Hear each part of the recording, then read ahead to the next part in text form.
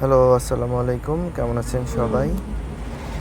আশা করি সবাই ভালো আছেন। আমিও আলহামদুলিল্লাহ আপনাদের দোয়ায় অনেক ভালো আছি। ঈদের ব্যস্ততার কারণে আপনাদের সাথে এতদিন কোনো ভিডিও শেয়ার করা হয় নাই। আসলে অনেক ব্যস্ত ছিলাম। এই যেমন তেমন ব্যস্ততা না, যেই ব্যস্ততার কোনো সময়সীমা নেই। দিন আর রাত নাই, এমন ব্যস্ত ছিলাম। আমি ব্যস্ততা ভালোবাসি, নিজেকে ব্যস্ত রাখতেই ভালোবাসি। তবে এইবার মনে হয় একটু বেশি ব্যস্ত ছিলাম। এই ব্যস্ততার কারণে ঈদের আগে 2-3 দিন আর ঈদের পরে 2 দিন আমি ঠিকমতো ঘুমাতেও পারি নাই। আমার ঈদ সচরাচর ব্যস্ততার মধ্যেই কাটে, আর এইবারেরটাও কেটেছে এরকম। আর আপনাদের সবার ঈদ কেমন গেল অবশ্যই জানাবেন কমেন্টসে। আজকে যে ভিডিওটা আপনাদের সাথে শেয়ার করতেছি এটা ঈদের 2 দিন আগে বরিশাল গিয়েছিলাম একটা ট্রিপে। বরিশাল ড্রপ করে দিয়ে আসার জন্য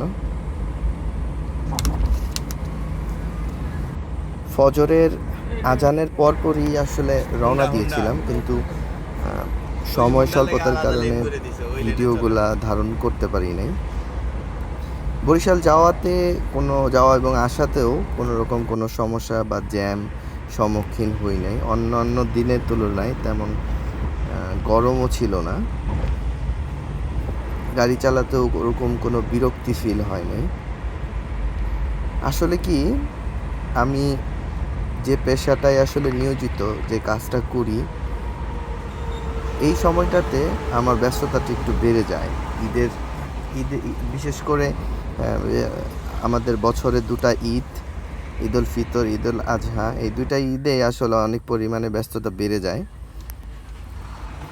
যেই কারণে আসলে ঈদে সবার ফ্যামিলি চায় আপনজনের সাথে সময় কাটাতে, কিন্তু আমি আসলে ঈদের মধ্যে আমার ফ্যামিলিকে কোনো সময় দিতে পারি না বা সময় করে উঠতে পারি না। এই কারণগুলোতে আমার উপরে আমার ফ্যামিলির অনেক রকম অবজেকশন। আসলে এই ব্যস্ততার মধ্যে ফ্যামিলিকে সময় দেওয়া উচিত। আপনারাও আপনাদের ফ্যামিলিকে সময় দিবেন।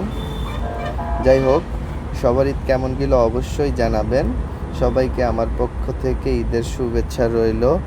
ঈদ মোবারক। সবাই ভালো থাকবেন এবং সবার যাত্রা শুভ হোক। সবাই শরীর সালামতে বাসায় ফিরবেন। আসসালামু আলাইকুম। দেখা হবে ইনশাআল্লাহ।